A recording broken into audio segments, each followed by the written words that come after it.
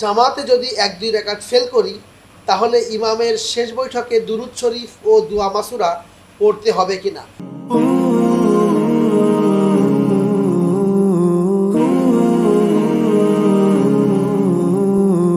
প্রিয় ভাই, অনেক সময় দেখা যায় আমরা যারা মসজিদে নামাজ আদায় করি, আসরে, মাগরিবে, ইশায় বা জোহরে অনেক সময় আমরা 1-2 রাকাত ফেল করে ফেলি, অর্থাৎ মিস করে ফেলি।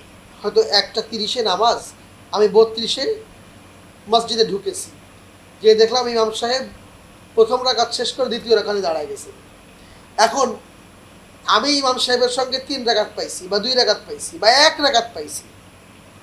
ইমাম সাহেব শেষ বৈঠক শেষ করবেন, সালাম ফেরাবেন, আমি উঠে দাঁড়িয়ে আমার বাকি নামাজ শেষ করব, এটা তো ঠিক আছে। এখন ইমাম সাহেব শেষ বৈঠকে আত্তাহিয়াতু বা তাশাহুদ, দুরুদ শরীফ, দোয়া মাসুরা এই 3টা পড়বেন।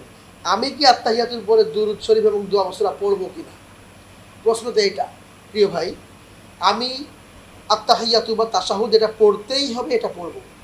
এরপরে দোয়া মাসুরা এবং দুরুদ শরীফ, দুরুদ ইব্রাহিম, এটা যদি আমি পড়তে চাই পড়তে পারি। পড়লে আলহামদুলিল্লাহ, রাসূলুল্লাহ সাল্লাল্লাহু আলাইহি ওয়াসাল্লামের উপরে দুরুদ ইব্রাহিম পড়লে, দুরুদ পড়লে একটা সওয়াব আমাদের জন্য রয়েছে আলহামদুলিল্লাহ। দোয়া মাসুরা যদি আমরা পড়ি, আমাদের নিজেদের জন্য একটা দোয়া, এটা করলে আল্লাহ রাব্বুল আলামিন কবুল করে নিলে আলহামদুলিল্লাহ। ইমামের সঙ্গে যদি আমরা এটা পড়তে পারি, অনুত্তম নয়। তবে যদি কেউ না পড়ে তাহলে কোনো সমস্যা হবে না। দুটো অপশনই রয়েছে, আপনি নিজের যেটা ভালো মনে হয় সেটা আপনি করতে পারেন।